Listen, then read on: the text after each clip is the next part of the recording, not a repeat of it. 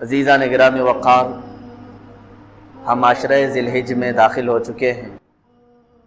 اللہ رب العزت کے حرمت والے مہینوں میں سے یہ مہینہ ہے جس میں ہم اپنی زندگی کی آج سانسیں لے رہے ہیں۔ 4 مہینے حرمت والے ہیں جس میں جنگ و جدال، قتل و قتال حرام ہے، اور ان کی حرمت پہلے سے ہے۔ وہ 4 مہینوں میں سے یہ مہینہ ذی الحجہ کا، جس میں آج ہم جمعہ ادا کرنے کی غرض سے پہلے جمعہ میں حاضر ہیں، اور چاند کی رات سے لے کر ذی الحجہ کے 10ویں کے دن تک یہ جو 10 راتیں اور 10 فجر ہیں، ان کے متعلق قرآن پاک میں اللہ تعالیٰ نے قسم یاد فرمائی، والفجر ولیال عشر، اور فجر کی قسم اور 10 راتوں کی قسم۔ ظاہر سی بات ہے، قسم کسی عظمت والی چیز کی ہی اٹھائی جاتی ہے، اور یہ 10 راتیں ذی الحجہ کی ایسی مقدس ہیں، اتنی عظمت والی ہیں کہ رب ذوالجلال اس کی قسم فرما رہا ہے، ولیال عشر، اور 10 راتوں کی قسم۔ وہ 10 راتیں کون سی ہیں؟ پہلی ذی الحجہ سے لے کر 10ویں ذی الحجہ تک، جس میں آج ہم موجود ہیں۔ عزیزان گرامی وقار، ان دنوں میں ہمارے اوپر کئی چیزیں، کئی احکامات واجب بھی ہوتے ہیں۔ مثال کے طور پر سال میں 1 مرتبہ مالک نصاب کے لیے زکوٰۃ دینا فرض ہے۔ اسی طرح سے ان قربانی کے دنوں میں، وہ قربانی کے دن صرف 3 ہیں، ایام نحر ان کو کہا جاتا ہے، 10، 11 اور 12 ذی الحجہ کی۔ تو یہ ذی الحجہ کی 10، 11 اور 12 کے اندر اگر کوئی مالک نصاب ہو گیا تو اس پر بھی قربانی واجب ہو جاتی ہے۔ عزیزان گرامی وقار، آج حالات کو سمجھو، اور جتنے شعائر اللہ ہیں، میں بار بار کہہ رہا ہوں کہ ان کی حفاظت کرو، ان کی حفاظت کرو، چاہے جیسے بھی حالات ہوں۔ دوسری قوموں کو بھی ہم نے دیکھا ہے۔ اب میں قربانی کے متعلق تھوڑی سی یہ تاریخ بتاؤں۔ دوسرے لوگ اگر یہ سمجھتے ہیں کہ صرف اسلام ہی ہے جو اتنے جانوروں کو قربان کرتا ہے، تو یہ ان کی خام خیالی ہے۔ تھوڑا ہسٹری بھی نکالیں اور پڑھیں، تاریخ کو بھی پڑھیں۔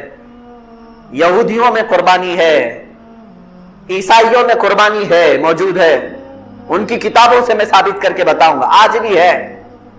ہندوؤں کے کئی ایسے مقدس ان کے مقامات ہیں جہاں پر قربانی ہوتی ہے، وہ اس کو قربانی کہتے ہیں، بلیدان کہتے ہیں، اور ان کے اپنے اپنے تصورات ہیں کہ ہم اس جانور کو ذبح کریں گے تو پھر ہم جو ہے ایک شکتی حاصل کریں گے، اور ہر قوم کے نزدیک ایک ایک الگ الگ تصور بنا ہوا ہے۔ لیکن اعتراض کا اور چھیڑ چھاڑ کا اگر کوئی مقام ہے تو صرف اسلام کو بنایا گیا ہے، باقی دوسروں کی قربانیاں نظر نہیں آتی۔ عزیزان گرامی، تاریخ کی پرانی کتابوں سے بھی میں اگر آپ کو بتاؤں، ہر زمانے میں ہر قوم نے قربانی کی ہے۔ اگر جانور کے ذبح کے متعلق آپ پریشان ہیں تو میں ان شاکاہاری لوگوں سے بھی کہوں گا، تمہیں معلوم نہیں کہ جانور کے اندر صرف جان نہیں ہوتی، پیڑ پودوں کے اندر بھی جان ہوتی؟ کیا تمہیں نہیں معلوم؟ میل فیمیل ہوتے ہیں درختوں کے اندر، سب کسان بھی جانتے ہیں، کلمی کرتے ہیں، 2 درختوں کو ملاتے ہیں، ایک میل اور فیمیل، تب وہ جلدی سے بڑھتے ہیں اور اچھے پھل دیتے ہیں۔ جانوروں کے علاوہ نباتات میں بھی، سبزیوں میں، درختوں میں، سب میں جان موجود ہے، بس یہ ہے کہ وہ چلتے نہیں ہیں، ایک جگہ پر کھڑے ہیں۔ جان تو ان کے اندر بھی ہے، لیکن تم انہیں بھی تو کاٹتے ہو، انہیں بھی تو کھاتے ہو۔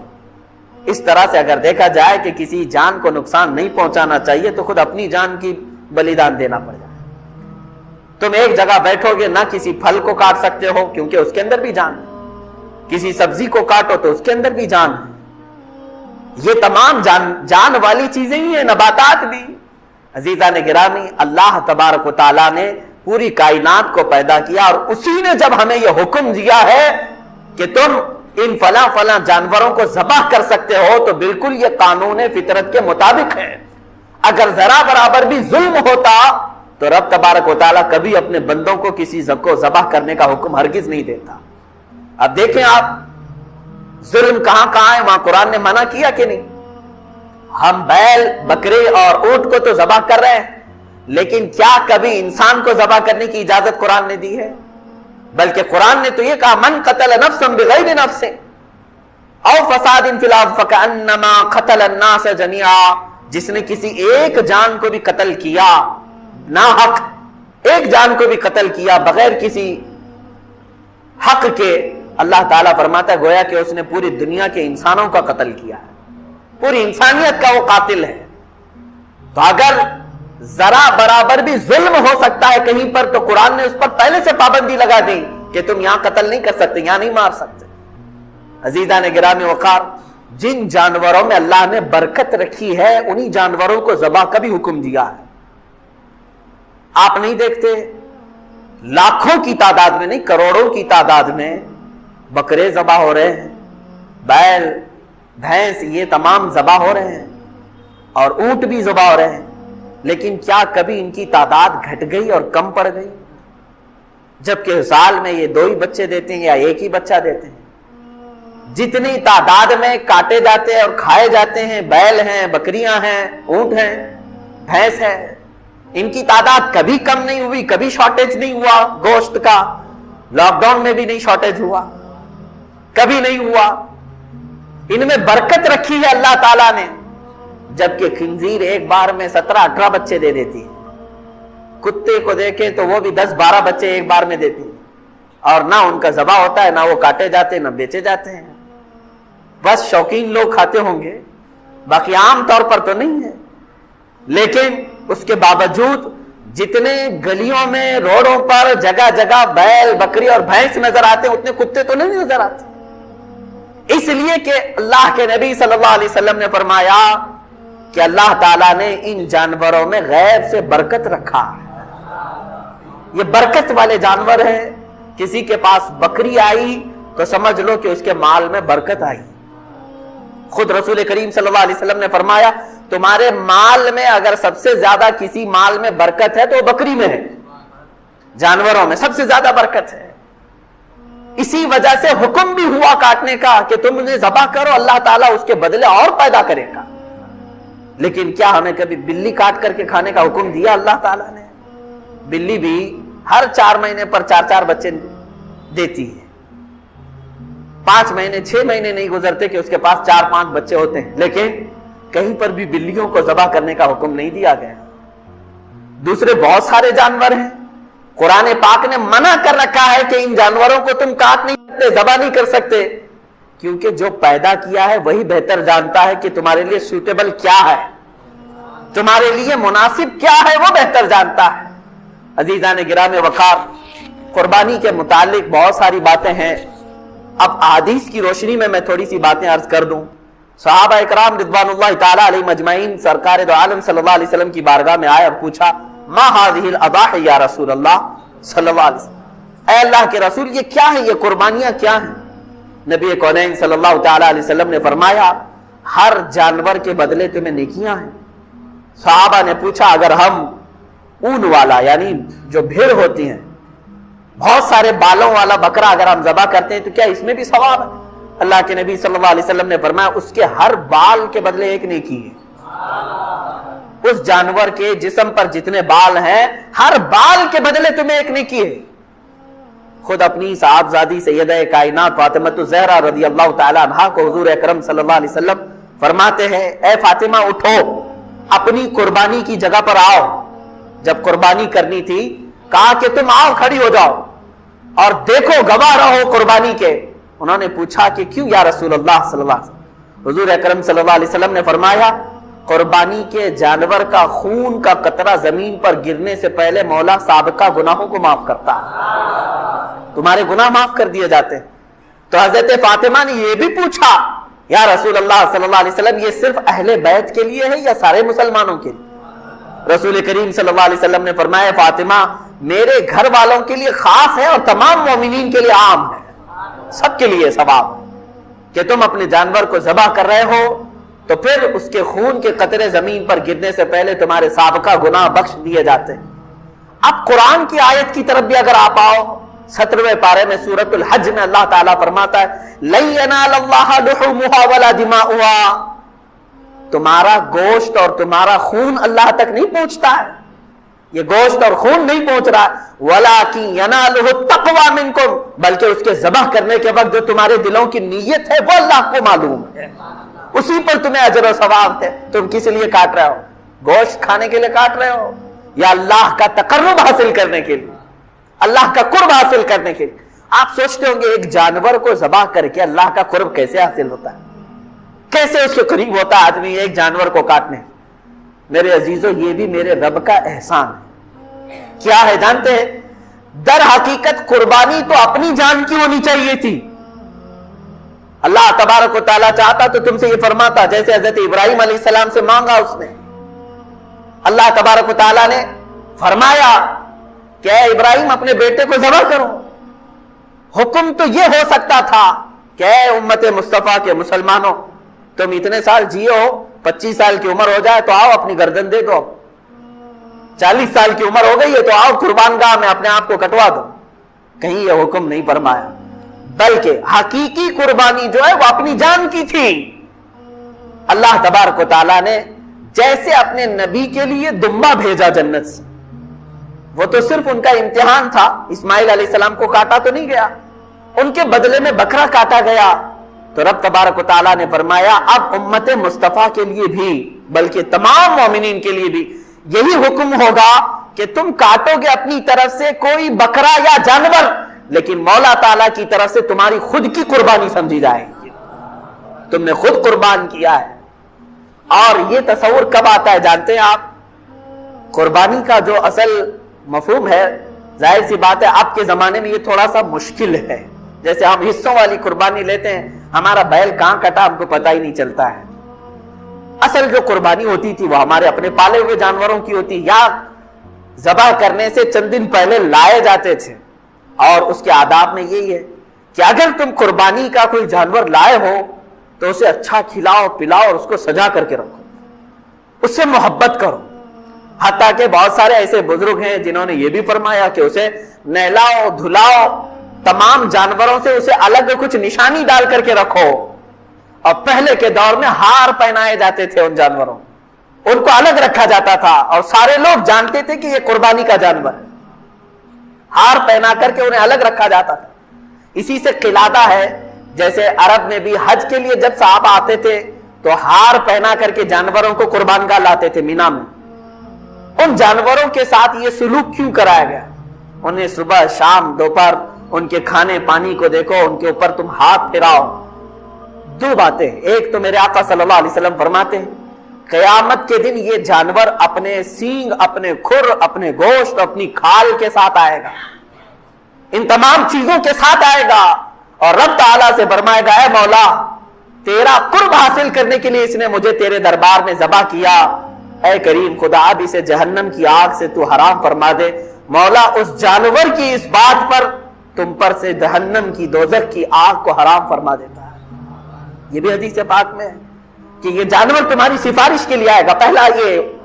دوسری بات یہ ہے کہ جب تم پالتے ہو، اسے پانی پلایا، اسے کھانا کھلایا، اسے سجایا، اسے ہار پہنایا، اور ظاہر سی بات ہے جب کسی سے محبت ہوتی ہے تو اس پر چھری چلانا معمولی بات نہیں۔ اب یہی چیز دیکھی جاتی ہے ذی الحجہ کی 10ویں کو یا 11ویں کو یا 12ویں کو اپنے ہاتھ سے کھلائے ہوئے جانور کو، اپنے ہاتھ سے پلائے ہوئے جانور کو، اپنے ہاتھ سے اسے پھول پہنائے تھے، نہلائے دھلائے تھے، جب چھری چلا رہے ہو تو در حقیقت تم اپنی خواہشات پر چھری پھرا رہے ہو، اور یہی رب تعالیٰ کی بارگاہ میں قبول ہے کہ تمہارا تقوی دیکھا جائے گا۔ اللہ قرآن میں فرماتا ہے لن تنالوا البر حتى تنفقوا مما تحبون، اس وقت تک تم بڑی کامیابی نہیں حاصل کر سکتے جب تک اپنی محبوب چیز کو اللہ کی بارگاہ میں قربان نہیں کرتے، اپنی پسندیدہ چیز کو جب تک قربان نہیں کرتے۔ اسی لیے جانوروں کے ساتھ انسیت ہونا چاہیے۔ آج کے حالات میں میں یہ سب کے اوپر پابندی نہیں کہہ رہا ہوں، لاگو نہیں کر رہا ہوں، میں تو اس کی حکمتیں بتا رہا ہوں۔ جس کے لیے ممکن ہے وہ کرے، اور جس کے لیے ممکن نہیں ہے ظاہر سی بات ہے وہ دور دراز میں بھی قربانیاں کرتے ہیں، وہ جائز ہے۔ مثال کے طور پر یہاں بیٹھ کر کے اگر کوئی مکہ مکرمہ میں قربانی کا اپنے کسی وکیل کو بنایا ہے، وہاں اگر اس نے قربانی کیا تو تمہاری قربانی ہو جائے گی۔ آپ امریکہ میں کریں، انگلینڈ میں کریں، پوری دنیا کے کسی بھی میدان میں کریں، ان دنوں میں اگر قربانی کیا آپ کی جانب سے تو قربانی ہو جاتی ہے، لیکن جو حکمتیں ہیں وہ اپنے پالے ہوئے جانور کے ساتھ اس کی زیادہ ہے، کیونکہ اس وقت آپ کی خواہشات کو آپ ذبح کر رہے ہیں۔ اور ایک بات یاد رکھیں، اللہ تبارک و تعالیٰ نے حضرت ابراہیم علیہ السلام کو بھی کچھ ذبح کرنے کا حکم فرمایا تھا۔ آپ کو معلوم ہوگا 3 پارے کی تفسیر میں یہ موجود ہے کہ آپ نے پوچھا اللہ تعالیٰ سے، اے مولا کیا تو موت کے بعد دوبارہ زندہ کرتا ہے؟ رب تعالیٰ نے فرمایا ابراہیم کیا تمہیں یقین نہیں ہے میرے زندہ کرنے پر میں دوبارہ اٹھاتا ہوں؟ ابراہیم علیہ السلام نے کہا اے مولا کیوں نہیں یقین ہے؟ یقین ہے بالکل، موت کے بعد تو زندہ ضرور فرماتا ہے، لیکن میں چاہتا ہوں کہ اپنی آنکھوں سے ایک بار دیکھ لوں، اپنی آنکھوں سے دیکھ لوں۔ یہ قرآن کی آیت ہے، وَإِذْ قَالَ إِبْرَاهِيمُ رَبِّ أَرِنِي كَيْفَ تُحْيِي الْمَوْتَى قَالَ أَوَلَمْ تُؤْمِنْ قَالَ بَلَىٰ وَلَٰكِن لِيَطْمَئِنَّ قَلْبِي۔ مولا اس لیے میں عرض کر رہا ہوں کہ میرے دل کو اطمینان ہو جائے، ایک بار دیکھ لوں۔ اللہ نے فرمایا ٹھیک ہے، تمہیں دکھایا جائے گا کہ مردوں کو زندہ کیسے کیا جاتا ہے۔ فَخُذْ أَرْبَعَةً مِّنَ الطَّيْرِ، تم 4 پرندے لے لو۔ رب تعالیٰ نے کیا فرمایا؟ 4 پرندے لے لو، انہیں ذبح کرو اور ذبح کر کے ان کے پورے گوشت کا قیمہ بناؤ۔ 4 الگ الگ قسم کے پرندے ہیں، ان کا گوشت پورا مکس کر کے قیمہ بنایا، اس کے 4 حصے کی الگ سب مکس تھا، اور حکم ہوا کہ 4 پہاڑوں پر تھوڑا تھوڑا سا گوشت رکھ کر کے آؤ، اور پھر زمین پر آ کر وہ 4 پرندوں کے منہ، ان کے سر اپنے پاس رکھو اور آواز دو ان پرندوں کو۔ ابراہیم علیہ السلام نے ہر پرندے کا نام لے کر کے آواز دی۔ اب ہوا یہ کہ ان کی آنکھوں نے دیکھا وہ گوشت جو قیمہ بن چکا تھا وہ ہوا میں اڑنے لگا، جس پرندے کا جو گوشت تھا وہ اپنے اپنے جسموں میں ملنے لگا، اور بغیر سر کے بغیر منہ کے وہ پرندے فقط اپنے جسم کے ساتھ اڑتے ہوئے آئے، اور ابراہیم علیہ السلام کے پاس جو سر رکھے ہوئے تھے وہ جسموں کے ساتھ جڑ گئے اور پورے پرندے ہو کر اڑ گئے۔ یہ واقعہ کوئی ہماری کہانی نہیں ہے، یہ قرآن کا واقعہ ہے، قرآن کہہ رہا ہے۔ اللہ تعالیٰ نے یہ جو فرمایا، اب اس کے متعلق جو کچھ حکمتیں ہیں، میر عبد الواحد بلگرامی رضی اللہ تعالیٰ عنہ سبع سنابل شریف میں فرماتے ہیں وہ 4 پرندے جو تھے اس میں سے ایک کوا تھا، ایک مرغا تھا، ایک کبوتر تھا اور ایک مور تھا۔ یہ 4 پرندے، ان کے نام یاد رکھنے کے لیے اس لیے میں کہہ رہا ہوں کہ ہر ایک کی اپنی اپنی ایک خصوصیت ہے۔ ابراہیم علیہ السلام نے کیا کیا لیا؟ کوا لیا تھا، مرغا لیا تھا اور کبوتر لیا تھا اور مور لیا تھا۔ یاد رکھیں یہ 4 پرندوں، اور ذبح کیا ہے، ذبح کیا ہے۔ قربانی کی بات ہے اس لیے میں بات عرض کر رہا ہوں۔ 4 پرندوں کو کیوں ذبح کیا آپ نے؟ یہی 4 پرندے کیوں تھے؟ اب اس میں صوفیہ اکرام فرماتے ہیں اس لیے کہ ان 4 پرندوں کی کچھ عادتیں ہیں۔ کوا لالچی بہت ہے، لالچ بہت ہے، جتنی بھی چیزیں ڈالیں پھر سے اس کے اندر لالچ ہوتی ہے۔ مرغے کے اندر شہوت بہت زیادہ ہے، شہوت بہت زیادہ ہے۔ شہوت کہتے ہیں یعنی جنسی سکون حاصل کرنے کے ذریعے ڈھونڈنا، میل فیمیل کے ساتھ تعلق قائم کرنا، مرغے کے اندر شہوت بہت زیادہ ہے۔ تیسرا پرندہ ہے کبوتر، اس کے اندر دوستی کرنے کی عادت بہت زیادہ ہے، جلدی دوستی کر لیتا ہے اور پھر اپنے مالک کے ساتھ ہی رہنے لگ جاتا ہے۔ چوتھا ہے مور، اس کے اندر دکھانے کی عادت بہت زیادہ ہے، خوبصورت بہت ہے اور اپنی خوبصورتی کو لوگوں میں بہت زیادہ دکھاتا ہے۔ جب لوگ دیکھتے رہتے ہیں نا تو پورا کھول کر ناچتا ہے، پر پورے کھول کر ناچتا ہے ان کے سامنے، یہ مور کی عادت ہے۔ اب سنیے صاحب سبع سنابل شریف یہ فرماتے ہیں کوے کی لالچ، مرغے کی شہوت، کبوتر کی دوستی اور مور کا دکھاوا، یہ ساری خطرناک عادتیں ہیں، انسان کو تباہی کی طرف لے جا سکتی ہے۔ لالچ اتنی خطرناک ہے کہ انسان اپنا دین بیچ سکتا ہے۔ آج دین بیچنے والے دکھ بھی رہے ہیں، محض چند سکوں پر، حکومت کے چند ڈالروں پر بڑے بڑے امامے گر گئے، بڑی بڑی خانقاہیں جوتیوں میں آ گئی، معاذ اللہ رب العالمین۔ عزیزان گرامی، یہ لالچ یہ ہے ان کو بہت نیچے کے درجے تک لے آتی ہے۔ दूसरा है मुर्गे की शहवत, या अगर इंसान के अंदर है तो फिर वो जानवरों की तरह हरकतें करता है। आप देखें बहुत सारे लोगों के अंदर जो शहवतें हैं, यही शहवत है जो इन्हें आवारागर्दी पर ले आई है।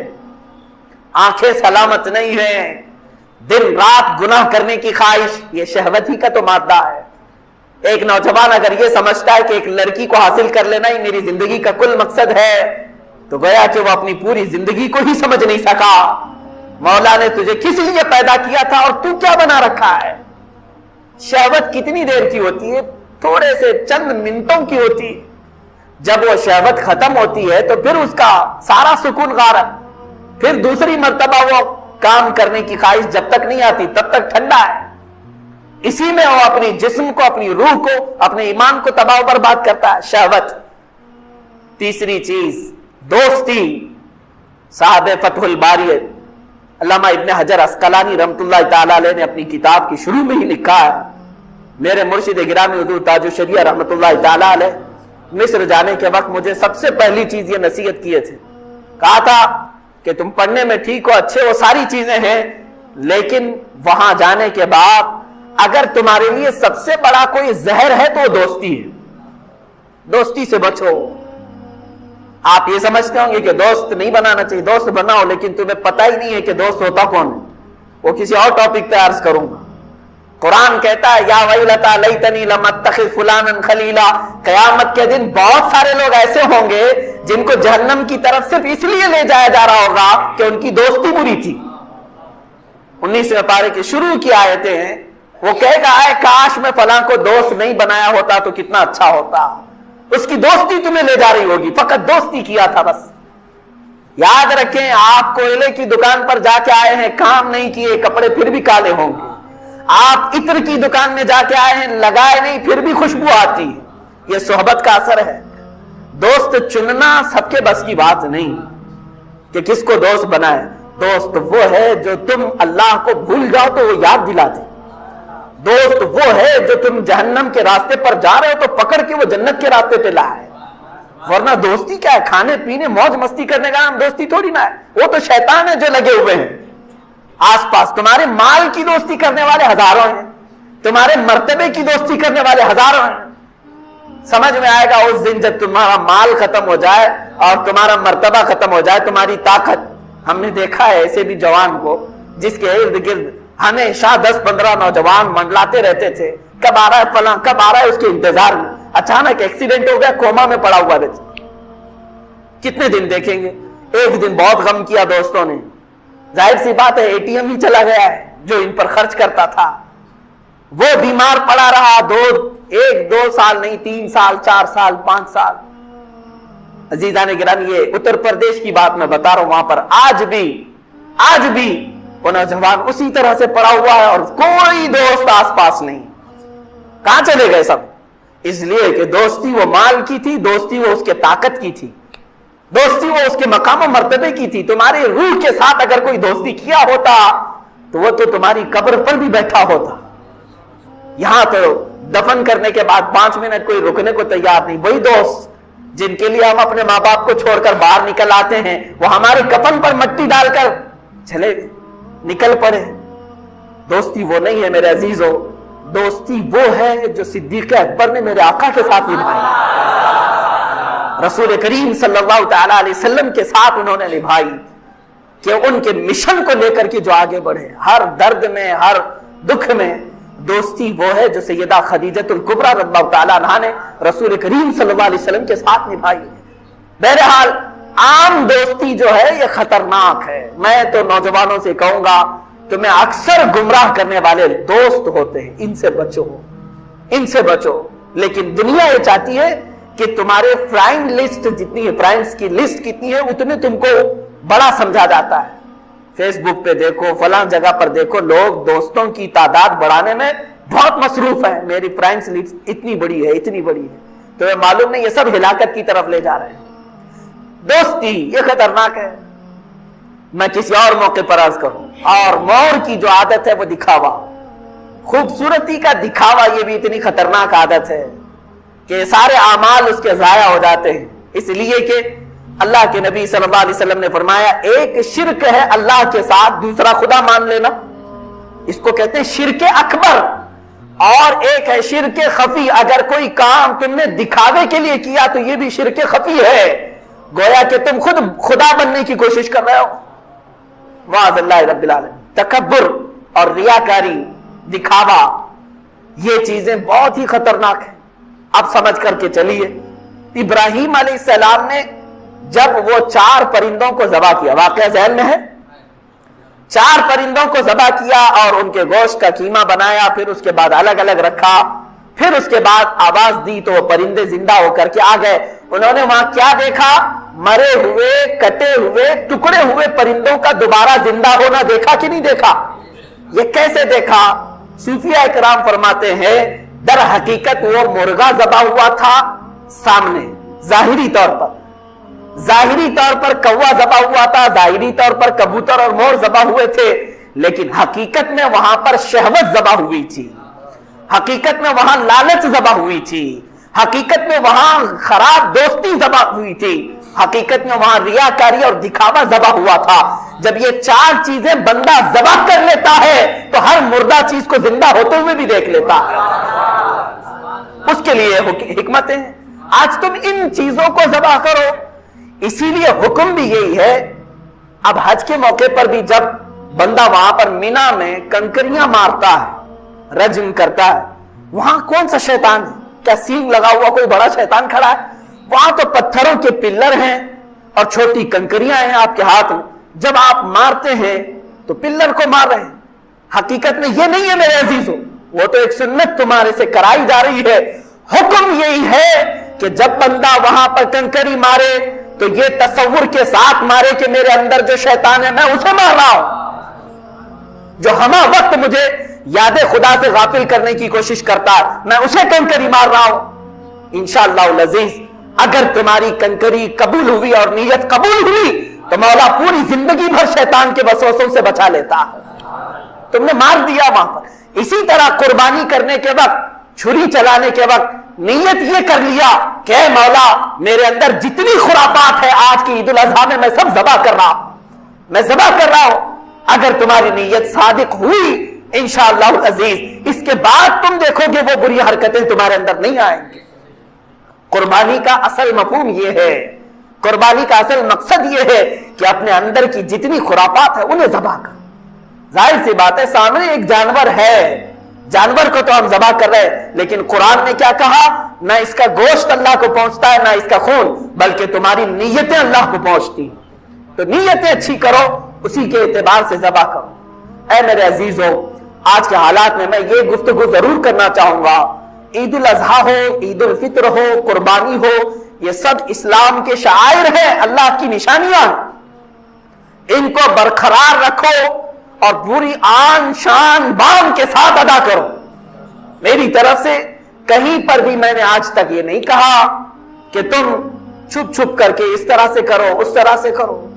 عزیزان گرامی وقار، حیرت ہو رہی ہے، مارکیٹ میں ہزاروں لوگوں کا جمع غفیر ہے، جگہ جگہ پر اب 7 حرکتیں ہم دیکھ رہے ہیں، اس کے باوجود بھی کچھ ایسے لوگ جو بکے ہوئے ہیں وہ لوگوں سے اب بھی کہتے ہیں کہ چاشت کی نماز پڑھ لینا گھر میں، عید چھوڑ دو چاشت کی نماز پڑھ لو گھر میں۔ چاشت کی نماز انہیں پتہ ہی نہیں ہے یہاں پر فرض نمازیں نہیں ہیں اور چاشت پڑھا رہے ہیں۔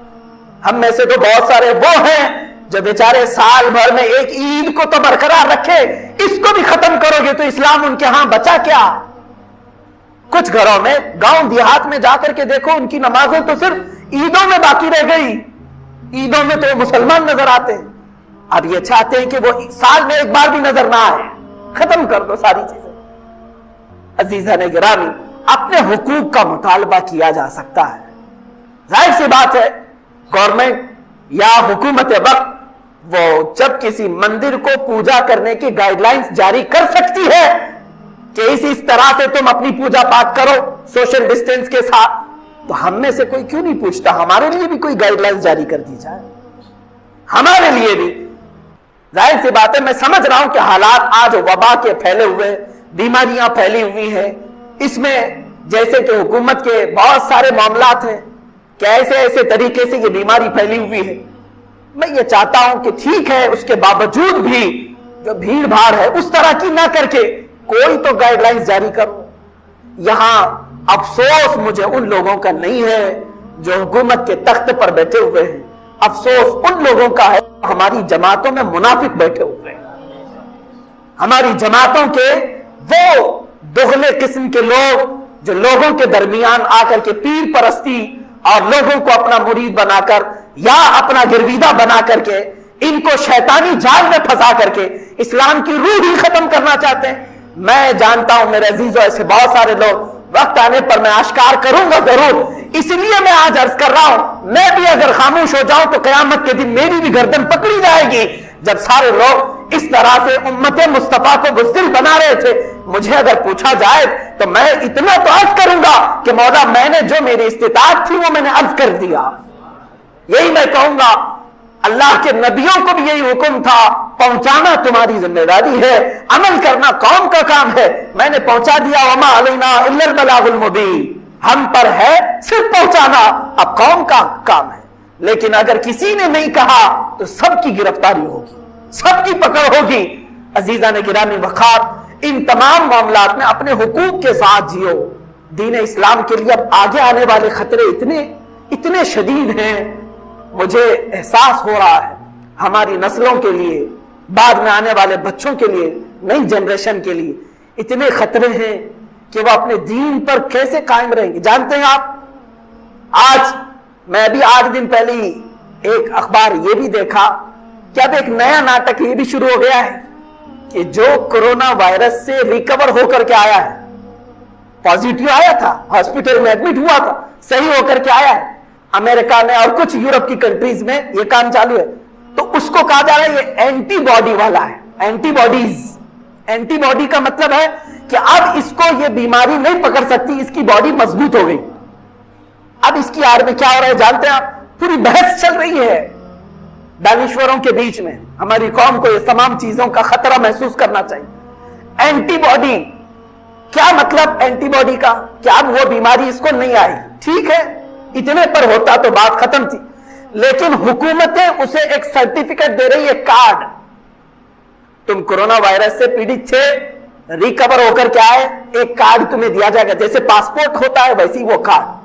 اب اس کے لیے کیا سہولتیں ہیں؟ سننے میں یہ آیا کہ اس کے لیے سہولتیں ہیں کہ وہ علل اعلان کہیں پر بھی پکنک پوائنٹ پہ جائے، کسی بھی جگہ سفر کرے، اس کے لیے پابندی نہیں، کیونکہ اس کے پاس وہ کارڈ ہے، اینٹی باڈی کا کارڈ ہے. اور جس کے پاس کارڈ نہیں اس کے لیے پابندی ہے کہ تم اس طرح کی بھیڑ میں نہیں جا سکتے، تم پکنک پوائنٹ پہ نہیں جا سکتے، تم بازاروں میں نہیں جا سکتے، تم سفر نہیں کر سکتے. اب دیکھنا آئندہ چل کر کے ہر سفر پر بھی یہ ایئرپورٹ میں وہ کارڈ پوچھیں گے تمہارے پاس.